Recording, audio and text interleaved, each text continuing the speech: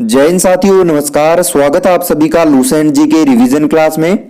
तो दोस्तों, आज के वीडियो में हम एक महत्वपूर्ण टॉपिक कवर करने जा रहे हैं जो कि लोकसभा अध्यक्ष से संबंधित है। दोस्तों, उम्मीद है वीडियो आपको पसंद आएगा। इस वीडियो में हम सीधे प्रश्न और सीधे उत्तर डिस्कस करेंगे ताकि कम से कम समय में अधिक से अधिक रिवीजन हम कर सकें। दोस्तों, ये वीडियो आपके आगामी एग्जाम्स जैसे कि पटवारी, लेखपाल, फॉरेस्ट गार्ड और कनिष्ठ सहायक तथा यूकेपीएससी व यूके ट्रिपल एससी द्वारा जितनी भी परीक्षाएं आयोजित की जाती है उन सभी के लिए हमारी ये जो लूसेंट जी के रिवीजन क्लास है ये बहुत ही महत्वपूर्ण होने वाली है। तो दोस्तों, वीडियो का पहला प्रश्न देखेंगे। यहाँ पर क्वेश्चन नंबर 1, लोकसभा अध्यक्ष का चुनाव कौन करता है? तो दोस्तों, यहां पर प्रश्न का सही उत्तर होगा ऑप्शन ए। लोकसभा के जो सदस्य होते हैं वे लोकसभा अध्यक्ष का चुनाव करते हैं। दोस्तों, सीधे प्रश्न सीधे उत्तर ताकि कम से कम समय में अधिक से अधिक रिवीजन हो सके। चलिए, क्वेश्चन नंबर 2, लोकसभा के स्पीकर का निर्वाचन होता है। तो दोस्तों, लोकसभा का जो स्पीकर होता है उसका निर्वाचन लोकसभा के सभी सदस्यों के द्वारा होता है। नेक्स्ट क्वेश्चन, लोकसभा का अस्थायी अध्यक्ष किसके द्वारा नियुक्त किया जाता है? तो दोस्तों, महत्वपूर्ण प्रश्न है आपके परीक्षा की दृष्टि से। तो राइट आंसर होगा ऑप्शन डी, राष्ट्रपति के द्वारा। क्वेश्चन नंबर 4 है, लोकसभा अध्यक्ष निम्नलिखित में से किस रूप में शपथ लेता है? तो दोस्तों, प्रश्न के अनुसार राइट आंसर होगा ऑप्शन बी, लोकसभा के आम सदस्य के रूप में। क्वेश्चन नंबर 5 है, लोकसभा अध्यक्ष को पद की शपथ ग्रहण कौन कराता है? दोस्तों, one of the most important question है, परीक्षा में बार बार पूछा जाता है तो आपको याद रखना है। देखिए, क्वेश्चन का राइट आंसर होगा ऑप्शन डी। ठीक है, शपथ ग्रहण की आवश्यकता नहीं होती है। ठीक है, जो लोकसभा अध्यक्ष को जो होता है उसे शपथ ग्रहण की आवश्यकता नहीं होती है। चलिए, क्वेश्चन नंबर 6 है, आम चुनावों के बाद अल्पकालीन अध्यक्ष होता है। तो दोस्तों, प्रश्न का सही उत्तर होगा ऑप्शन डी, लोकसभा का जो ज्येष्ठतम सदस्य होता है वो आम चुनाव के बाद अल्पकालीन अध्यक्ष होता है। क्वेश्चन नंबर 7, जो सदस्य लोकसभा अध्यक्ष का चुनाव करते हैं वे होते हैं। तो दोस्तों, प्रश्न के अनुसार राइट आंसर होगा ऑप्शन डी, लोकसभा के। ठीक है, जो सदस्य लोकसभा अध्यक्ष का चुनाव करते हैं वे जो है लोकसभा के सदस्य होते हैं। चलिए, अगला प्रश्न है, लोकसभा अध्यक्ष अपना पद कब खाली करता है? तो दोस्तों, ऑप्शन सी प्रश्न का राइट आंसर होगा अगली लोकसभा के गठन के बाद। चलिए, क्वेश्चन नंबर 9, लोकसभा अध्यक्ष अपना त्यागपत्र किसको देता है? तो दोस्तों, प्रश्न का सही उत्तर होगा ऑप्शन डी, लोकसभा अध्यक्ष को। माफी चाहूंगा दोस्तों, लोकसभा जो अध्यक्ष होता है वो अपना त्यागपत्र जो है लोकसभा उपाध्यक्ष को देता है। चलिए, क्वेश्चन नंबर 10, लोकसभा के अध्यक्ष को किस प्रकार पद से हटाया जा सकता है? दोस्तों, वेरी वेरी इंपॉर्टेंट क्वेश्चन है।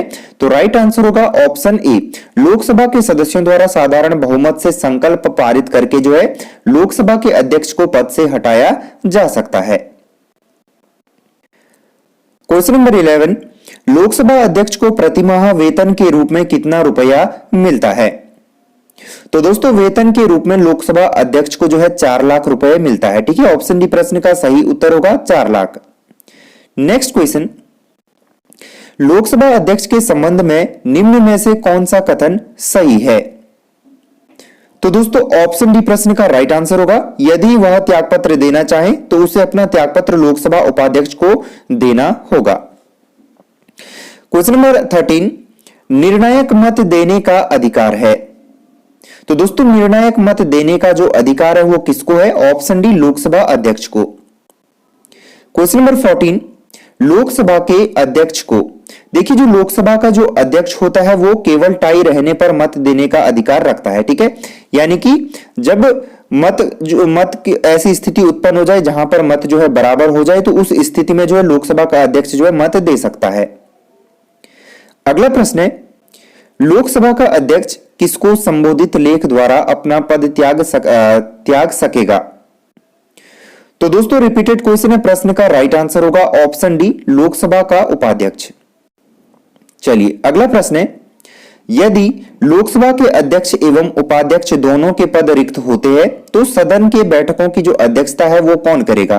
दोस्तों, महत्वपूर्ण प्रश्न है, सही उत्तर होगा ऑप्शन सी, सदन द्वारा अनुमोदित चेयरपर्सन के पैनल से जो है प्रथम सदस्य। क्वेश्चन नंबर 17, लोकसभा सचिवालय प्रत्यक्ष पर्यवेक्षण के अधीन है? तो दोस्तों प्रश्न का राइट आंसर होगा ऑप्शन डी, लोकसभा अध्यक्ष के। नेक्स्ट क्वेश्चन, संसद के दोनों सदनों के बीच गतिरोध की स्थिति में संयुक्त अधिवेशन की अध्यक्षता कौन करता है? दोस्तों बहुत ही महत्वपूर्ण ये प्रश्न है, सही उत्तर होगा ऑप्शन डी, लोकसभा अध्यक्ष। दोस्तों हमारी जो लूसेंट जी के ऑब्जेक्टिव बुक की जो रिवीजन क्लास सीरीज चल रही है, ये आपके सभी आगामी एग्जाम्स के लिए बहुत ही महत्वपूर्ण होने वाली है, तो वीडियो को अंत तक जरूर देखें और वीडियो के अंत में कमेंट करके जरूर बताएं कि आपका स्कोर कितना रहा। क्वेश्चन नंबर 19 है, लोकसभा में किसी विधेयक को धन विधेयक के रूप में कौन प्रमाणित करता है? तो दोस्तों ऑप्शन डी प्रश्न का सही उत्तर हो जाएगा लोकसभा अध्यक्ष। नेक्स्ट क्वेश्चन है, निम्नलिखित में से किस समिति का पदेन अध्यक्ष लोकसभा अध्यक्ष होता है? तो दोस्तों प्रश्न का सही उत्तर होगा ऑप्शन सी, नियम समिति। चलिए बढ़ेंगे अगले प्रश्न की ओर। लोकसभा में गणपूर्ति पूरा नहीं होने की स्थिति में लोकसभा अध्यक्ष क्या कर सकता है? तो दोस्तों प्रश्न का सही उत्तर होगा ऑप्शन सी, उपयुक्त में से कुछ भी, यानी कि सदन का स्थगन और सदन का निलंबन। क्वेश्चन नंबर 22 है, लोकसभा के महासचिव की नियुक्ति कौन करता है? तो दोस्तों अध्यक्ष जो है लोकसभा के महासचिव की नियुक्ति करता है। नेक्स्ट क्वेश्चन है, संसद के संयुक्त अधिवेशन में किसी विधेयक पर निर्णायक मत देने का अधिकार किसे है? तो दोस्तों यहां पर प्रश्न का राइट आंसर होगा ऑप्शन बी, लोकसभा अध्यक्ष को। अगला प्रश्न है, इसका निर्णय कौन करता है कि कोई विधेयक वित्त विधेयक है अथवा नहीं? दोस्तों one of the most important question है इस टॉपिक का, तो सही उत्तर होगा ऑप्शन ए, लोकसभा के स्पीकर। चलिए क्वेश्चन नंबर 25 है, किसी भी विधेयक को धन विधेयक होने का अंतिम निर्णय कौन देता है? तो दोस्तों प्रश्न का राइट आंसर होगा ऑप्शन बी, लोकसभा अध्यक्ष। चलिए क्वेश्चन नंबर 26 है, लोकसभा का सचिवालय किसके प्रत्यक्ष पर्यवेक्षण एवं नियंत्रण में कार्य करता है? तो दोस्तों प्रश्न का सही उत्तर होगा ऑप्शन ए, लोकसभा अध्यक्ष। नेक्स्ट क्वेश्चन, निम्नलिखित में से कौन सा लोकसभा अध्यक्ष के अधिकारों में से नहीं है? तो दोस्तों प्रश्न का सही उत्तर होगा ऑप्शन सी, वाद विवाद एवं मतदान में भाग लेना। चलिए क्वेश्चन नंबर 28 देखेंगे, कोई विधेयक धन विधेयक है या नहीं, इसका निर्णय कौन करता है? तो दोस्तों प्रीवियस क्वेश्चंस में भी हमने इसको देखा था, राइट आंसर होगा ऑप्शन बी, लोकसभा अध्यक्ष। क्वेश्चन नंबर 29, भारत में लोकसभा का अध्यक्ष। तो देखिए दोस्तों भारत में जो लोकसभा का अध्यक्ष है वो मनोनीत किया जाता है, चयनित किया जाता है या निर्वाचित किया जाता है या नियुक्त किया जाता है, ये हमें बताना है। तो दोस्तों प्रश्न का सही उत्तर होगा ऑप्शन सी, ठीक है, जो लोकसभा का अध्यक्ष होता है वो निर्वाचित किया जाता है। चलिए क्वेश्चन नंबर 30, लोकसभा के अध्यक्ष को कैसे हटाया जा सकता है? तो दोस्तों प्रश्न का सही उत्तर होगा ऑप्शन बी, लोकसभा के सभी सदस्यों के बहुमत से पारित संकल्प के द्वारा लोकसभा के अध्यक्ष को पद से हटाया जा सकता है। अगला प्रश्न है, संसद के दोनों सदनों के संयुक्त अधिवेशन को कौन बुलाता है? तो दोस्तों प्रश्न का राइट आंसर होगा ऑप्शन बी, राष्ट्रपति। क्वेश्चन नंबर 32, प्रथम लोकसभा के स्पीकर कौन थे? तो दोस्तों जीवी मावलंकर साहब जी जो है, यानी कि जो जीवी मावलंकर थे, ये प्रथम लोकसभा के स्पीकर थे। क्वेश्चन नंबर 33, स्वतंत्र भारत के प्रथम लोकसभा अध्यक्ष कौन थे? दोस्तों ये प्रश्न परीक्षा में बनते हैं तो आपको सभी याद रखने हैं। राइट आंसर होगा ऑप्शन सी, जीवी मावलंकर जो है स्वतंत्र भारत के प्रथम लोकसभा अध्यक्ष थे। क्वेश्चन नंबर 34, भारत के किस राष्ट्रपति ने पूर्व में लोकसभा अध्यक्ष का पद भी संभाला था? तो दोस्तों प्रश्न का सही उत्तर होगा ऑप्शन सी, नीलम संजीव रेड्डी। अगला प्रश्न है, प्रथम स्पीकर जिसके खिलाफ लोकसभा में अविश्वास प्रस्ताव लाया गया था वह कौन थे? तो दोस्तों प्रश्न का राइट आंसर होगा ऑप्शन बी, जीवी मावलंकर। चलिए बढ़ेंगे नेक्स्ट क्वेश्चन की ओर। निम्नलिखित में से कौन लोकसभा के अध्यक्ष के पद पर 2 अवधियों के लिए निर्वाचित नहीं हुए? तो दोस्तों यहां पर प्रश्न का राइट आंसर होगा ऑप्शन डी, बलीराम भगत। अगला प्रश्न है, लोकसभा के पिता के रूप में जाने जाते हैं। दोस्तों वेरी वेरी इंपॉर्टेंट क्वेश्चन है। राइट आंसर होगा option A, GB Mavalankar. Question number 38 है, ब्रिटिश परंपराओं के अनुरूप किस लोकसभा अध्यक्ष ने सर्वप्रथम अपने दल की सदस्यता त्याग दी थी? तो दोस्तों प्रश्न का राइट आंसर होगा ऑप्शन बी, नीलम संजीव रेड्डी। क्वेश्चन नंबर 39 है, लोकसभा के प्रथम उपाध्यक्ष कौन थे? तो दोस्तों प्रश्न का राइट आंसर होगा ऑप्शन डी, अनंत शयनम अयंगर। ठीक है। क्वेश्चन नंबर 40 है, निम्नलिखित में से कौन लोकसभा के अध्यक्ष कभी नहीं रहे? दोस्तों क्वेश्चन पर ध्यान देंगे, यहां पर पूछा गया है कभी नहीं रहे। तो प्रश्न का सही उत्तर होगा ऑप्शन ए, केबी के सुंदरम। ठीक है, ये लोकसभा के अध्यक्ष जो है कभी नहीं रहे। चलिए क्वेश्चन नंबर 41 है, निम्नलिखित लोकसभा अध्यक्षों में से किसका कार्यकाल सबसे लंबा रहा है? तो दोस्तों बलराम जाखड़ प्रश्न का सही उत्तर होगा ऑप्शन डी, बलराम जाखड़। अगला प्रश्न है, अपने पद पर रहते हुए दिवंगत होने वाले प्रथम लोकसभा अध्यक्ष कौन थे? तो दोस्तों प्रश्न का सही उत्तर होगा ऑप्शन सी, जीएमसी बालयोगी। ठीक है। चलिए क्वेश्चन 43 है, यदि लोकसभा में मत विभाजन के दौरान पक्ष और विपक्ष के में बराबर मत पड़ते हैं तो इस स्थिति में कैसे निर्णय किया जाता है? दोस्तों प्रीवियस क्वेश्चंस में भी हमने इसको कवर किया था। राइट आंसर हो जाएगा ऑप्शन डी, जो लोकसभा का अध्यक्ष होता है वो इस स्थिति में निर्णायक मत देता है। अगला प्रश्न देखेंगे, लोकसभा का अध्यक्ष सदन में विधेयक या संकल्प पारित होने की प्रक्रिया के दौरान क्या मतदान करता है? तो दोस्तों प्रश्न का राइट आंसर होगा ऑप्शन सी। ठीक है, किसी प्रश्न पर पक्ष एवं विपक्ष में समान मतों की स्थिति में जो है वह निर्णायक मत देता है। चलिए क्वेश्चन नंबर 45 है, अध्यक्ष तथा उपाध्यक्ष की अनुपस्थिति में सदन का कार्य सुचारू रूप से चलाने के लिए अध्यक्ष द्वारा कितने सभापतियों की एक नामावली तैयार की जाती है? तो दोस्तों प्रश्न का सही उत्तर होगा ऑप्शन सी, 6। आगे बढ़ेंगे क्वेश्चन नंबर 46 की ओर, भारत में लोकसभा अध्यक्ष पद की स्थिति निम्न में से किसके समान है? दोस्तों इंपॉर्टेंट क्वेश्चन है। प्रश्न का राइट आंसर होगा ऑप्शन ए, इंग्लैंड के हाउस ऑफ कॉमन्स के अध्यक्ष की तरह।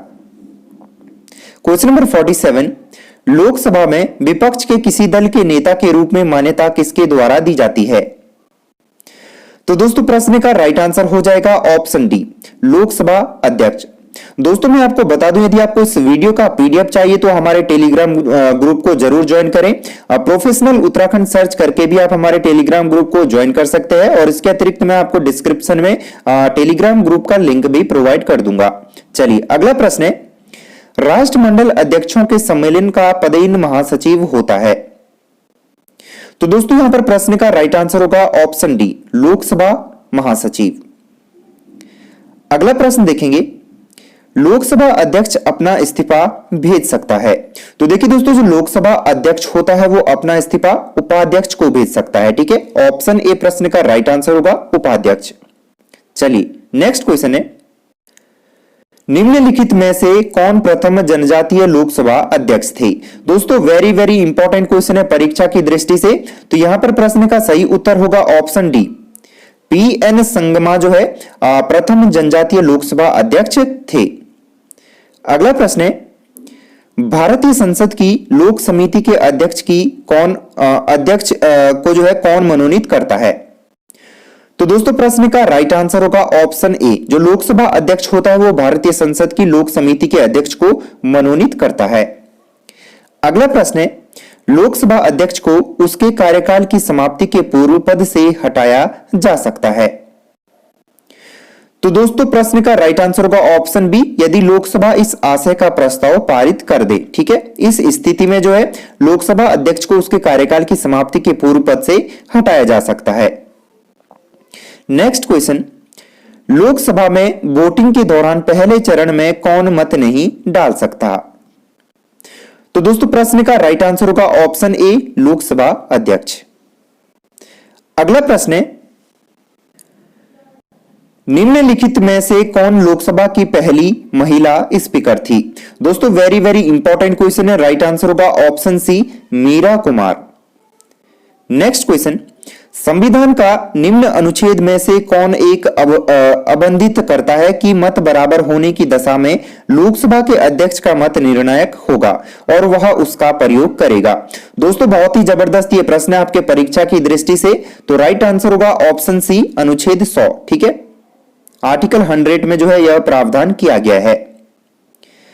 क्वेश्चन नंबर 56 है, लोकसभा की अध्यक्षता कौन करता है? तो दोस्तों लोकसभा की जो अध्यक्षता है वो स्पीकर के द्वारा की जाती है। अगला प्रश्न है, लोकसभा का अध्यक्ष। तो देखिए दोस्तों, जो लोकसभा का अध्यक्ष होता है वो क्या होता है? राष्ट्रपति द्वारा मनोनीत किया जाता है, प्रधानमंत्री द्वारा मनोनीत किया जाता है, उपराष्ट्रपति द्वारा मनोनीत किया जाता है, या इनमें से कोई नहीं? तो दोस्तों प्रश्न का राइट आंसर हो जाएगा ऑप्शन डी, इनमें से कोई नहीं। तो दोस्तों ये था हमारा वीडियो का अंतिम प्रश्न। उम्मीद है वीडियो आपको पसंद आया होगा। इसी प्रकार से हम लूसेंट जीके की जो रिवीजन क्लास है वो कंटिन्यू करेंगे।